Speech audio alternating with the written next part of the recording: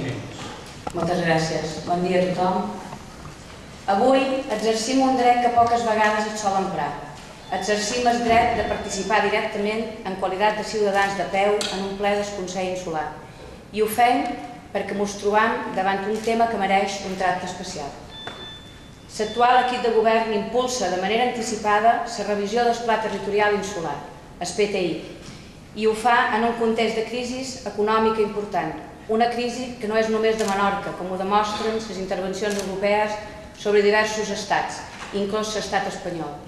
Una crisi, convé recordar-ho, que sorgia principalment degut a la manca de regulació de les activitats financeres i també d'una excessiva dependència de l'activitat immobiliària que ara dificulta la reconversió dels sectors productius. Davant aquest escenari es planteja la reforma del PTI, una voluntat de canvi en la principal norma territorial de Silla que vostès, senyor president, van avançar en el ple del dia 19 de març passat, quan van aprovar una sèrie de propostes dirigides en el Parlament per tal que fossin incorporades dins la llei de mesures urbanístiques urgents. Com és sabut, els serveis jurídics del Parlament no van acceptar aquesta via que hagués significat una modificació encoberta del PTI, de tal forma que la població no hagués tingut cap oportunitat de participar-hi. Mos va preocupar molt, senyor president, aquest intent d'evitar la participació. Quan no es té res a amagar, les coses es solen fer en transparència. A Menorca, la gent sempre s'ha mostrat molt interessada en saber quines coses es plantegen en el seu territori. Això és una característica positiva, però sobretot és un dret legal dels ciutadans. En l'acord de ple del dia 19 de març vam poder veure algunes intencions francament preocupants, com la voluntat d'ampliar les zones de creixement de les urbanitzacions de costa, com la voluntat de permetre la transformació de grans extensions de territori per usos esportius, és a dir, camps de golf. Un camp de golf que, gràcies a aquesta llei de mesures urgents, a partir d'ara poden anar acompanyats d'urbanització i ja no estan obligats a regatzer amb aigües depurades. Hi ha una qüestió encara més greu en l'acord de ple, la voluntat d'eliminar les figures de protecció creades pel Pla Territorial Insular, figures que en aquests moments garanteixen la protecció de paratges naturals excepcionals, com la platja de Macarella, la imatge turística més emprada per promocionar Menorca, com el barranc del Gendat, com el barranc de Llucalari, com la platja de Tirant. Vol dir, senyor president, que aquesta és una via per combatre la crisi? No són vostès conscients de la gran quantitat d'edificis a mig acabar que hi ha per tota Silla? No són conscients del gran nombre de construccions acabades amb un cartell que diu que estan en venda? No saben vostès que en l'actual PTI, sense modificar-lo, hi ha terrenys classificats per créixer encara un 30% més dels que ja tenim fet? Volen dir, senyors consellers i conselleres, que està justificat desprotegir espais tan emblemàtics? Són aquests els principals motius que ens duen a ser avui aquí. Són aquests els motius que estan provocant divisió en un moment que caldria treballar conjuntament.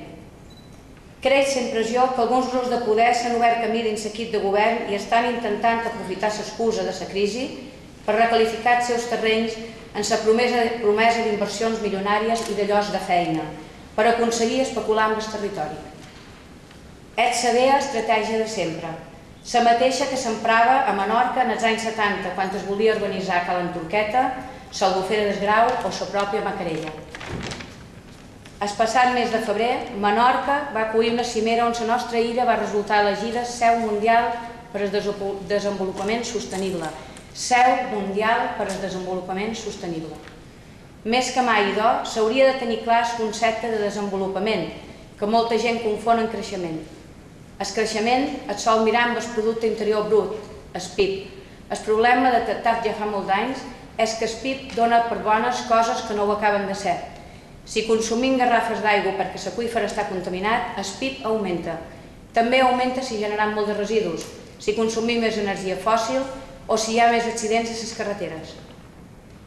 El desenvolupament és un altre concepte, on hi juguen aspectes com treballar en condicions de no explotació, nedar amb una mar neta, disposar de seguretat ciutadana, tenir accés a l'educació i a la sanitat. Un concepte molt més holístic que el simple creixement. Ja acabam, senyor president. Recuperin la iniciativa davant la Comissió Nacional d'Energia i defensin la lògica de poder produir en sistemes fotovoltaics. ja que en aquesta illa surt més econòmic produint solar que haver de cremar combustible importat de fora. Aquí hem avançat molt en la integració paisatgística i en la reversibilitat de les instal·lacions fotovoltaiques, i hi ha promotors disposats a invertir milions d'euros a Menorca en parcs solars, que podrien ser compatibles amb el territori i que implicarien un estalvi directe de diners i d'emissions. Ajudin els pagesos a fer una agricultura diferenciada. El GOB té signat acords de custòdia del territori en diverses finques agràries que venen productes que s'exhaureixen ràpidament en els mercats perquè tenen molt de valor afegit. No és cert que l'agricultura estigui acabada, només falta la voluntat d'ajudar-la a fer una reconversió. Intervenguin per fer baixar els preus de les parcel·les que estan vacants en els grans polígons industrials que tenim i promocionin l'avinguda Silla d'indústries destinades al reciclatge de residus o la biofarmàcia. Coordinin els dos ports de Silla i reorientin les inversions. Ja no té sentit construir una gran esplanada de mercaderies en el port de Mo si les mercaderies entren per Ciutadella. S'ha de treballar en visió d'illa, tant en termes portuaris com en l'activitat nàutica. Promocionin el turisme de natura, el senderisme, el cicloturisme, el turisme ornitològic, que té milions de seguidors a Europa.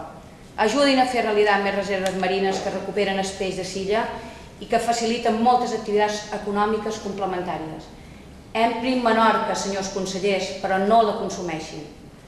President, no volem sentir paraules dolces ni declaracions generalistes.